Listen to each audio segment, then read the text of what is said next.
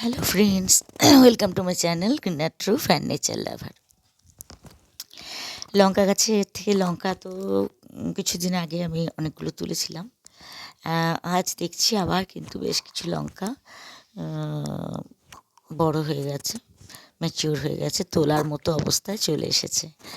তাই ভাবলাম আজ কিছু লঙ্কা তুলে নেওয়া যাক। যাই হোক, আমি কিন্তু বাঁ হাতে মোবাইল ধরে ডান হাতে লঙ্কা তুলছি, কিন্তু এই যে বলেছিলাম ডাঁটিগুলো ভীষণ শক্ত, তাই কায়দা করে একটু তুলতে হচ্ছে আর কি। লঙ্কাগুলো কিন্তু বেশ বড় বড় আর মোটা মোটা, মানে একসাথে এক হাতে বেশি তোলাও যাচ্ছে না, যে রেখে দিলাম। এই গাছটায় অনেকগুলো লঙ্কাই হয়েছে, মোট 3টে গাছ কিন্তু আমার এখন লঙ্কা হচ্ছে, আর 3টে গাছের চারাও কিন্তু বড় হচ্ছে, আর কিছুদিন বাদেই ওগুলোতেও হয়তো ফুল আসবে। আমি এর মধ্যে 3বার পিঞ্চিং করেছি যাতে গাছটা একটু ঝাঁকড়া হয়। কিন্তু এই গাছগুলো কিন্তু আমার 2 বছর ধরেই লঙ্কা হচ্ছে, দুটো গাছে। আর একটা গাছে তো মানে এই বছর থেকেই শুরু হয়েছে। দুটো গাছের লঙ্কার জাতটা একই রকম, মোটা মোটা বেটে বেটে লঙ্কাগুলো, আর একটা লম্বা লম্বা সরু সরু লঙ্কা। সেই গাছটাতেও কিন্তু অনেকগুলো লঙ্কা হয়েছে, তাই আজ মনে হচ্ছে অনেকগুলোই লঙ্কা পাওয়া যাবে। দেখুন, আমি কিন্তু একটা একটা করে কথা বলতে বলতে তোলা হয়ে যাচ্ছে। অনেকগুলো লঙ্কাই এই গাছটার থেকে তুললাম। এছাড়া আরও দুটো গাছ আছে, সেই দুটো গাছের লঙ্কাও তুলতে হবে। যে এই গাছটা যেমন লঙ্কাগুলো দেখুন পেকেই যাচ্ছে, মানে ম্যাচিওর হয়ে গেছে, এরপর পেকে যাবে আর কি।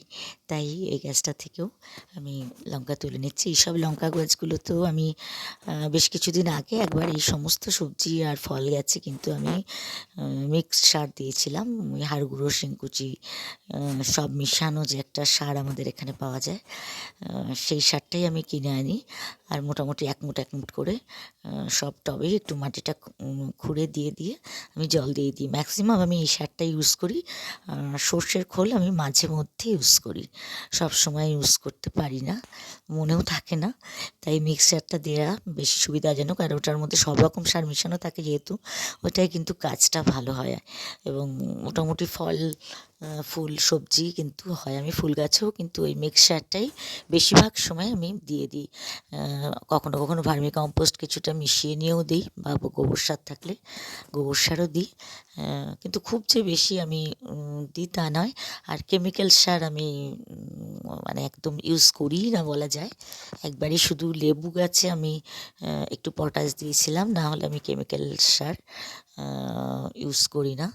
আমি জৈবভাবেই করি, যেহেতু নিজেরাই তো খাই, যেটুকুই হয় ফল ফুল লঙ্কা সে তো নিজেদের কাজেই ব্যবহৃত হয়, তাই আমি ওই মিক্সচারটাই দিই, ভার্মি কম্পোস্ট দিই, নয়তো গোবর সার দিই, এইগুলোই দিই। তাতেই কিন্তু আমার মোটামুটি যে পরিমাণ খাটনি হয় সে পরিমাণ অতটা রেজাল্ট পাই না, কারণ আমার ছাদটা ঘেরা তো পুরো শেড দিয়ে, সরাসরি রোদ জল বৃষ্টি কিছুই পায় না, সবটাই সাইড থেকে যেটুকু পায়। তাই যত পরিমাণ খাটি আমি তত পরিমাণ রেজাল্ট পাই না। এটা যদি খোলা ছাদ হতো, শেড না থাকতো, তাহলে গাছের চেহারা আলো ভালো হতো, ফল ফুল আরও অনেক প্রচুর পরিমাণে ধরতো, কারণ শেড দেওয়া ছাদেও কিন্তু মোটামুটি কিছু কিছু করে তো পাচ্ছি। কিন্তু শেড তো খোলা যাবে না, কারণ শেড খোলার কথা বললে আমায় তাড়া করবে, এমনিতেই তো ছাদে এত গাছ বলে সারাক্ষণই বকাঝকা করছে। যাই হোক, দেখতে দেখতে লঙ্কাগুলো তোলা হয়ে গেল। দেখুন অনেকগুলো লঙ্কা কিন্তু হয়েছে এবার।